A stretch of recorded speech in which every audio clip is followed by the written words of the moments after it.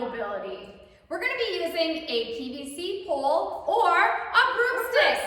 So these are things that you might find in your home. Definitely have a broomstick or a mop stick. You can, some have detachable heads. You can use it with the head on it too. No problem. Yeah, so lately we've been having a lot of upper body exercises as in push-ups, overhead presses, and we've been hearing a lot of people experiencing pain, soreness, so we want to increase that flexibility and let you loosen up a little bit. So this is an awesome way, and hopefully we can give you a couple of tips and tricks today. Okay. All right, let's bring back some mobility and get rid of some of that tension. Yes. All right, Bree's going to use a broomstick, but you can, like I said, use a PVC pipe. All right, first we're going to start with what we call good morning. So she's going to put that on her shoulders, have her arms out, and we're just going to sit, we're going to bend forward like we're bowing. So you're going to push your hips back, nice neutral spine.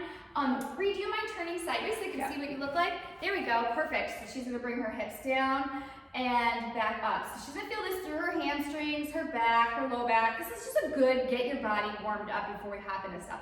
Now, another thing, as a coach, I really like, and to take advantage of this, so Bree, if she took that pole, I'm trying to turn it into, how can I improve my form? Well, we do a lot of hip hinging, and I'm just taking this teachable moment here. So Bree's gonna take that pole, she's gonna line it in line with her spine.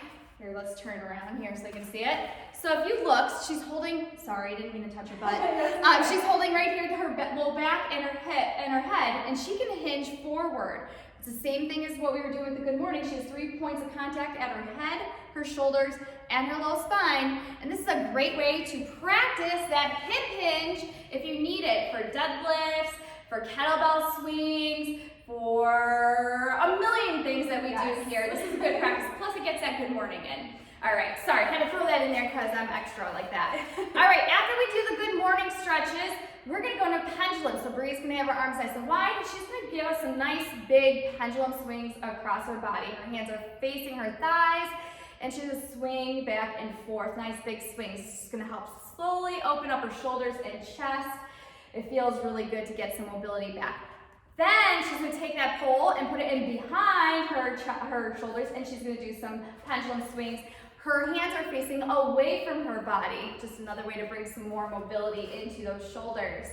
There we go, nice job, Bree.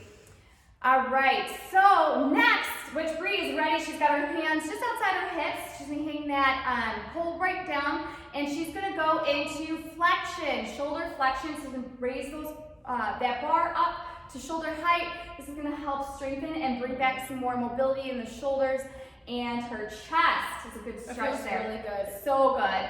If that raise all the way up isn't there, just go as high as you feel comfortable is there for you.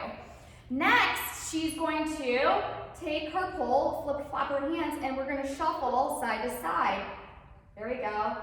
This is a good external rotation and lateral rotation for those shoulders.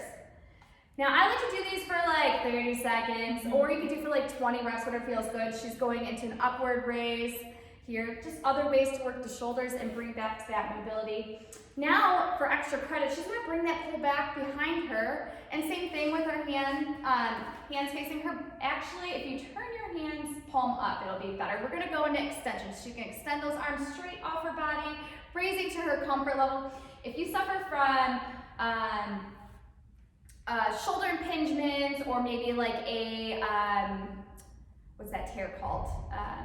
Rotator cuff issues. This is a great way to help start strengthening this up here as you're flexing off your body. Some of us may not even be able to go as far. And I'm like right here. Some can go all the way. Yeah, this is an awesome movement to test yourself. Like, how flexible or how tight are my shoulders actually? We don't really think about it, but when you have looser shoulders, you may perform better during planks or push-ups, literally during any exercise that has to do with upper body. Yes.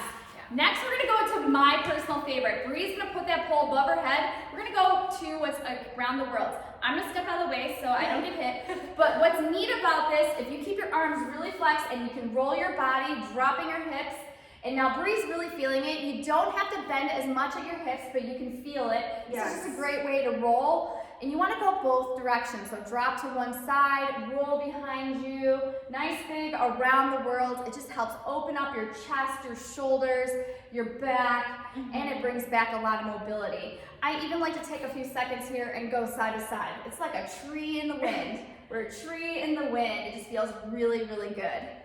Whew, it feels really good. Right. All right.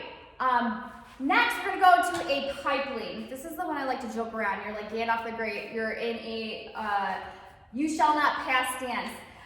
So Bree's gonna take, and you guys might be familiar with this. We do this hip hinge move in the what is that called?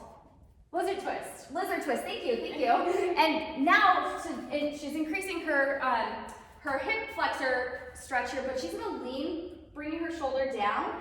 And she can adjust this pole as best as she feels she needs it. And she's gonna feel a really deep increased stretch through her shoulders. And it's just a great way you can work your hands up and down. So now she's getting not only increased hip flexor stretch and low back, but that shoulder mobility. And she can flip flop her legs. You can feel this from your hands all the way down, literally. To everything. And if this isn't comfortable for you, you can do it standing too. Sorry, I broke. Continue with your stretch. Enjoy the stretch. Enjoy the stretch. So good. But you can do it standing with your feet hip width and then lean through and just focus on dropping your head. So you would stand upright with feet both together and then do Gandalf the Great. Yes, this one feels really good for whole body. Here, try this one too. So if you're not flexible, you can just drop your head through like that. Try that one. See how you feel. Just drop and drop and drop. I like that a lot. Drop that chest. chest. Feel this in your hamstrings. Yes. So Yeah. even though this is mobility for upper back, you still benefit throughout your entire body. Yes. All right, next I'm going to show you some delt stretches. This is a little challenging sometimes to get into. So first thing you want to do is bring that arm to a touchdown signal or sign. I'm making fun of you. So you got your arm at 90 degrees. You're going to grab that bar right behind your head. You're going to hold the same thing, hand away from your body at the bottom. Now what Bree's going to do, she's going to elevate. It's a push and pull, so she's going to elevate and bring that bar forward. This is an amazing stretch. You'll feel it where you're tight. So for me, I feel it on the bottom arm. Bree's feeling it up here. She's feeling really tight in her upper body. So her exterior delts are tight. It feels so good. So you can practice by dropping side to side. You can go to the other side. And also keep in mind, ladies, when you're doing these at home, Core tight. don't push it too much. Yeah, keep your core tight, but push to your limits. You don't want to push it too fast. You want to go very slow moving into these movements here, because when you're using this, it helps you dig a little deeper. Okay, I'm just going to switch sides here. Yes, definitely want to balance out. Anything you do to one side, you want to go on the other here. There we go. So she's leaning forward. This is very comparable to, I've done with I think we did one before with a towel, and I called it like a handcuff stretch. So you're pulling your handcuff, but this is just a little bit deeper, a little bit more to get that stretch in. Another tricky one you can do with this is a shoulder stretch. So same thing, take your arm like this, bring that pole on the outside. All right, wrap your wrist out. Now you can do a number of things here. You can bring the pole underneath your chest. So you're torquing your shoulder. You're gonna feel the stretch through here and into your chest. And then you can also use the pole to go forward and backward with the pole and just increase a little bit even more deeper stretch through those shoulders and neck. That probably feels tight. Yeah. All right, so we have one more really, really fun one that we have to add in. It's extra credit. And this is wacky arms. So she's gonna extend that pole above her hand and she's gonna side bend, bring her knee to her hand. It feels really good. It's a good core and oblique stretcher, but it also is bringing some mobility in. Yeah. And balance and all that. And it's fun. I've named this wacky arms, so, or wacky jacks. You can do it without the pole too. Even literally, I'm not kidding, in that 5 minutes that we're here together, I feel more looser. And I feel my shoulders are more broad and upright. So I hope, and we both hope, that these tips and tricks help you ladies. All we literally used today was a broomstick.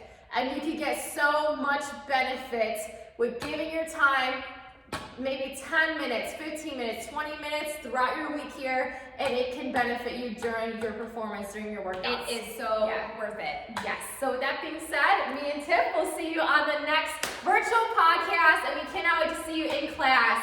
Bye, ladies.